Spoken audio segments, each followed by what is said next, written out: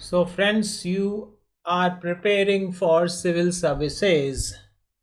So, a big reformation in the training of civil services under the mission Karm Yogi.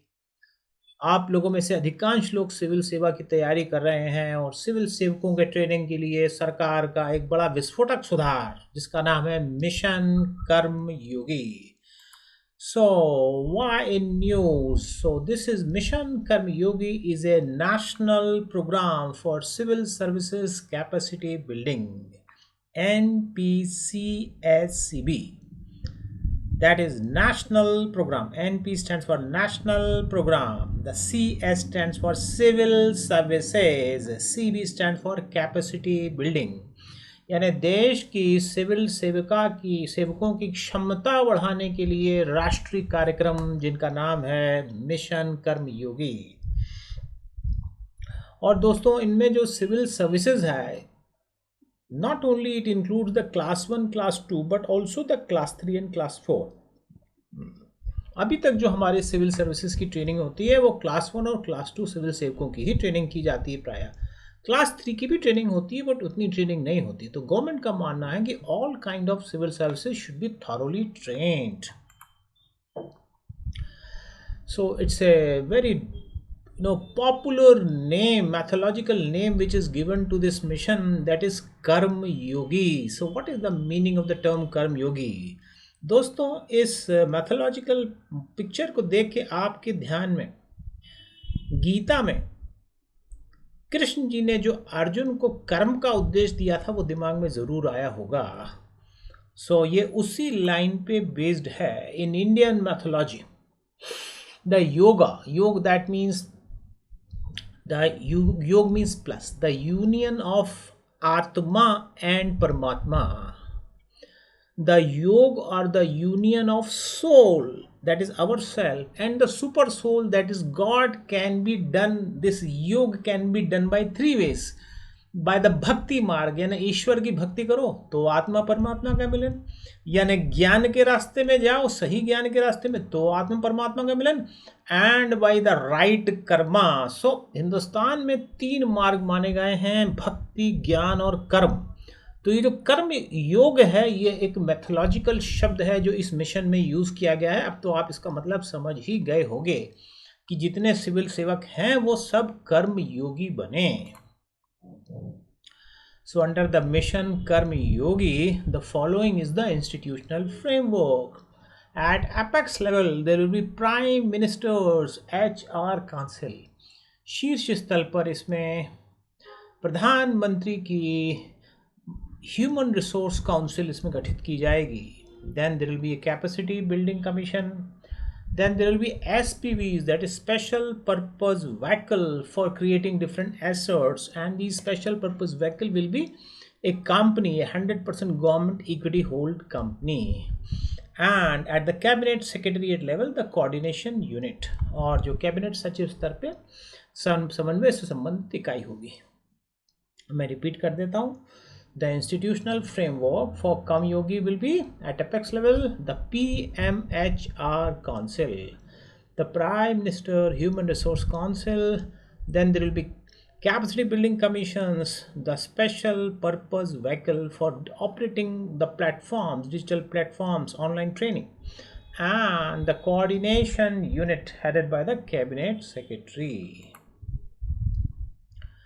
So in Mission Karma Yogi, there will be a great shift, a new capacity building paradigm of the civil services. तो जितने भी civil सेवक हैं सभी class 1, class 2, class 3, class 4, there will be programs for annual capacity building for all departments of services. सभी civil सेवक चाहे वो प्रथम श्रेणी के हों, द्वितीय, तृतीय या चतुर्थ, उनके लिए वार्षिक स्तर पर उनकी क्षमताओं को बढ़ाने के कार्यक्रम बनाए जाएंगे, क्रियान्वयन किया जाएगा. Then there will be monitoring and implementation, यानी ऐसे कार्यक्रमों की देखा जाएगा कि कहाँ तक सही आ रहे हैं और अगर कुछ आवश्यकता हो तो उसमें सुधार भी किया जाएगा. Then initiative to ensure efficient service delivery. और आपको तो पता ही है कि लोक प्रशासन का सबसे महत्वपूर्ण उद्देश्य लोकत्व है, ना कि प्रशासन. The public administration is not for administration, it is for public in nature, service delivery in nature. So under mission Karma Yogi, that lokatva of lok prashasan, that public service delivery of public administration will be enhanced. And number four, it promotes the technology, the e-learning, the digital learning pedagogy. तो इसमें यह प्रयास किया जाएगा कि अब जितने भी नई चीज़ें हो रही हैं उनमें ई लर्निंग का काफ़ी महत्व है, तो इसको बढ़ावा दिया जाएगा. Now dear friends, what is the necessity of such एक प्रोग्राम. सारे देश में कोरोना चल रहा है, आपको तो पता ही है, और अभी हमारे आंकड़े आए, हमारे इंडिया का जो जीडीपी ग्रोथ है नेगेटिव रही, लगभग तो -23-24%. तो ऐसे समय में इस तरह के कार्यक्रमों की क्या आवश्यकता थी. So what are the lacunas of the previous training system, or say what are the reasons to propose mission Karmayogi among the COVID, among the negative GDP growth.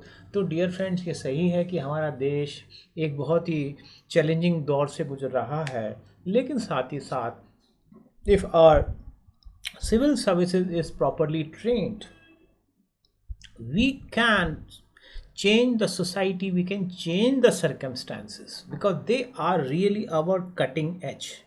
वही हमें विकास को ले जाने, विकास को बढ़ाने वाले हमारे इंजन हैं. And there are following needs for such a program. Till now, whatever training was available, that is for normally for class 1, class 2 and a little training for class 3. जबकि सिविल सर्विस में सबसे ज़्यादा जो cutting edge होता है वो होता है class 4 and class 3. So basically the training was monopolised by class 1, class 2 and there was almost no training for class 4. तो पहला ऐसा इसमें रियलाइज़ किया गया कि नहीं, समस्त स्तरों के सिविल सेवकों को अब प्रशिक्षण देना चाहिए, क्योंकि अभी तक ट्रेनिंग सिर्फ ऊपर के ही स्तरों को मिलती आई है. तो ये सबसे बड़ी एक कमी थी जिसको दूर करने का प्रयास किया गया. फिर एक और कमी, till now there was a lack of standardization of training priorities, यानी ट्रेनिंग को प्रायोरिटी के तौर पे नहीं लिया जाता था, स्टैंडर्डाइजेशन नहीं था. अब उसमें सुधार किया जाएगा. Then difficulty in finding officials with the right competence for a task. क्योंकि जो ऑफिसर थे कहीं ना कहीं में ट्रेनिंग की कमी रह जाती थी, कॉम्पिटेंस की कमी रह जाती थी, उस हद तक काम नहीं कर पाते थे. And lack of linkage between role and competency. जो भूमिका निभानी चाहिए, क्योंकि उनमें प्रशिक्षण का अभाव था, तो वो भूमिका नहीं निभा पाते थे. Since there was a lack of training, so our agents of progress, that is our civil servant, because of some kind of lack of training, they lacked the competency and they were not able to play the role which we expect them to play. There was emergence of silos at the department level. और हमारी धीरे धीरे हमारी जो civil सेवक है वो नौकरशाह में, लाल फीता शाह और बाबू शाह में परिवर्तित हो चुकी थी. And it damage the culture of the government functioning. So भारतीय जो नौकरशाही थी बदनाम हो धीरे धीरे हो रही थी, उनमें बाबूशाही की प्रवृत्ति बढ़ रही थी, विलंबता की प्रवृत्ति बढ़ रही थी. Indian bureaucracy was moving towards rat tapism for Babu Shahi, for unnecessary delay and corruption.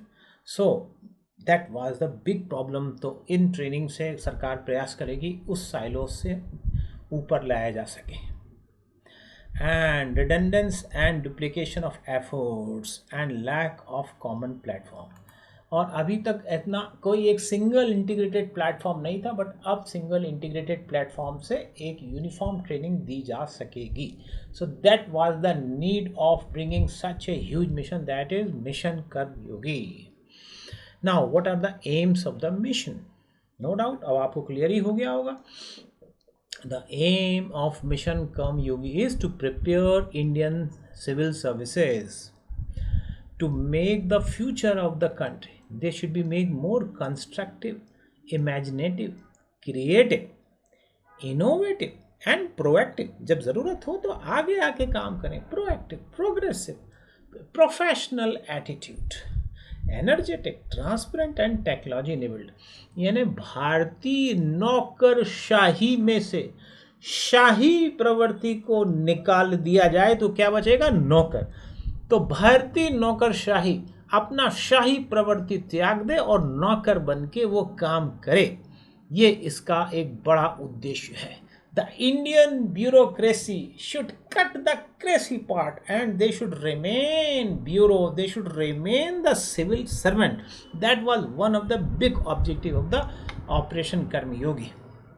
And when civil servants are empowered with specific role competencies, they will be able to ensure efficient service delivery. और अगर भारतीय civil सेवकों को उचित प्रशिक्षण मिलेगा, उनका सशक्तिकरण होगा, वो अपनी भूमिका को सही ढंग से निभा सकेंगे। So what are the pillars of mission Karmayogi? तो मिशन कर्मयोगी के निम्न 6 आधार स्तंभ हैं। पहला है policy framework. Number 1 policy framework, number 2 institutional framework, यानी कुछ पॉलिसी का एक फ्रेमवर्क बनाना, देन कुछ संरचना में सुधार करना। नंबर 3 कॉम्पिटेंसी फ्रेमवर्क, लोगों को ज़्यादा कॉम्पीट करना। नंबर 4 डिजिटल लर्निंग प्लेटफॉर्म्स को बढ़ावा देना, जैसे IGOT Karmayogi. And then the electronic human resource management system को बढ़ावा देना, and the monitoring and evaluation framework. Number 1 is related with the policy matter, number 2 related with the structure, इन सबको हम देखेंगे। देन कॉम्पिटेंसी बढ़ाना, देन डिजिटल लर्निंग बढ़ाना, और ये इसके लिए IGOT कर्मयोगी प्लेटफॉर्म है। Then electronic human resource management को आगे बढ़ाना, then monitoring and evaluation framework. तो ये इसके मेन पिलर्स हैं। Then what is the structure of the mission Karmayogi? अभी हमने देखा स्ट्रक्चर, तो आपको क्लियर कर दो। At the apex level there will be creation of PM's HR council, that is प्रधानमंत्री human resource council, to provide strategic direction to the civil services regarding their training, right, regarding to improve their capacity so that they can play their role. तो शीर्ष स्थल पे इसमें प्रधानमंत्री HR council बनेगी। Then उसके बाद after that there will be cabinet secretary coordination unit, इसमें selected secretaries will be there and it will try to see and coordinate the activities related with improvement of the role of the civil services. Third level पे capacity building commission बनेगा, जो standardization and harmonization of entire capacity building ecosystem को देखेगा। And number 4 बनेगा SPV, that is special purpose vehicle, जो कि 100% government owned company होगी, which will be registered under the companies act 2013, और जो IGOT कर्मयोगी जैसे डिजिटल प्लेटफॉर्म को मेंटेन करेगी। तो अभी हमने देखा कि इसका स्ट्रक्चर कैसे होगा। स्ट्रक्चर में हमने पहली चीज़ देखी, the prime ministers human resource council. So the prime ministers Human Resource Council will be headed by the Prime Minister, obviously, and there will be selected human union ministers. There will be chief ministers of all the states. There will be leaders from civil services and international level. तो जो प्रधानमंत्री HR council होगी उसके मुखिया प्रधानमंत्री होंगे, देश में जितने भी मुख्यमंत्री हैं वो इसके सदस्य होंगे, सिलेक्टेड यूनियन मिनिस्ट्रीज के मिनिस्टर इसके सदस्य होंगे, और जो अपने फील्ड में जो अच्छा काम करने वाले एकेडमिशियंस हैं या जो लीडर्स हैं सिविल सर्वेंट्स, वो भी इसके मेंबर होंगे। और आपको पता ही है कि ये एपेक्स लेवल पे कैसे कर्मयोग को बढ़ाया जाए इस बारे में डिसीजन लेगी। देन आपने देखा कैबिनेट सेक्रेटरीट लेवल पे there will be a coordination unit. So this at cabinet secretariat level it will be comprising of selected secretaries and the cadre controlling authorities headed by the cabinet secretary. आपको पता ही है कि जो cabinet secretariat है, cabinet secretariat provides the secretariat facility to the cabinet, and cabinet secretariat is headed by the cabinet secretary, and cabinet secretary is the highest bureaucrat of government of India. तो जो cabinet सचिव है उसका मुख्य काम भारतीय जो मंत्रिमंडल है, भारत का जो कैबिनेट है, उसको सचिवालय मदद दिलवाना होता है। और जो इसके जो मुखिया होते हैं उनको बोलते हैं cabinet secretary. And cabinet secretary Bharat सरकार के सबसे ऊंचे नौकरशाह होते हैं। तो अब आप समझ गए होंगे cabinet secretary who is the biggest bureaucrat of government of India, उसकी अध्यक्षता में एक कोऑर्डिनेशन यूनिट होगी। So obviously this body will monitor the progress and execution of the mission Karmayogi, किस तरह से चल रहा है उस सारी बातों को मॉनिटर करेगी, एग्जीक्यूट करवाएगी।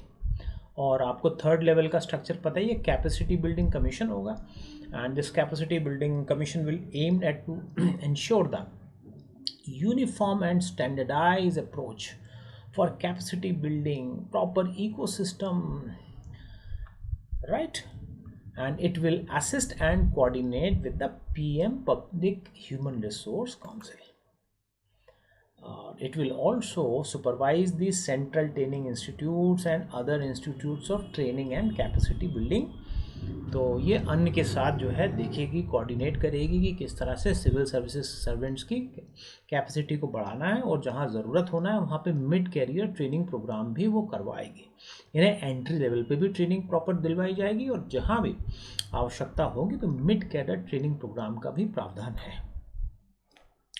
और नंबर 4th लेवल पर आपको पता है ये एसपीवीज। तो एसपीवीज का क्या फंक्शन होगा? तो स्पेशल पर्पस व्हीकल, नाम है special purpose vehicle, but it's not a vehicle actually. और अगर आपको बोला नहीं व्हीकल ही है तो it is an economic vehicle, it is like a company.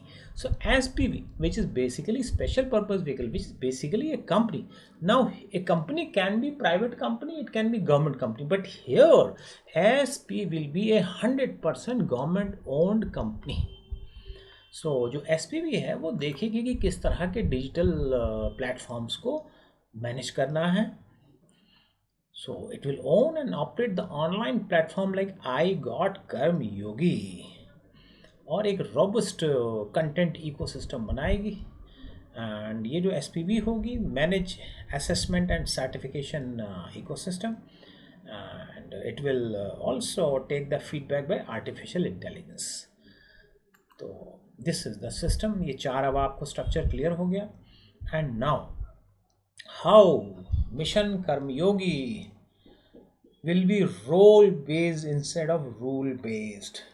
तो एक बड़ा कर्मयोगी में बात किया गया है कि अभी जो हमारा सिविल सेवक है, जो ब्यूरोक्रेसी है, वो है रूल बेस्ड। अब इसको रूल बेस्ड से बनाना है रूल बेस्ड। मैं आपको दोस्तों एक चीज़ बड़ी क्लियर कर दूँ। देखिए, द सिविल सर्विस, क्या मतलब निकला सिविल सर्विसेज का? सिविल मतलब नागरिक और सर्विस मतलब सेवक, यानी सिविल सेवक यानी नागरिकों के सेवक। तो यानी ये जो सिविल सेवक हैं ये बेसिकली सेवक हैं जनता के, लेकिन ये कैसे हो जाते हैं? नौकरशाह, यानी ऐसे नौकर जो अपने आप को शाह समझते हैं और लोगों को ये नौकर समझने लगते हैं। तो देश में एक बहुत ही विपरीत सी एक कॉन्ट्राडिक्टरी चीज़ है। The civil servant who should serve as a servant is not serving as a servant, but civil servant has turned into a bureaucrat. That means it has glorified itself as a ruler and the public as a servant.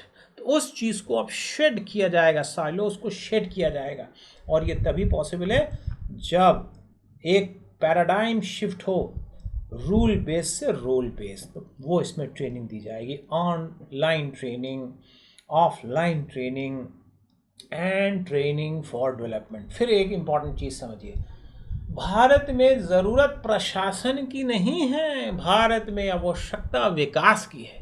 एक हम नाम लेते हैं Indian administrative services. ये term British time का term है, पुराना term है, जब ज़रूरत होती थी एडमिनिस्ट्रेशन की।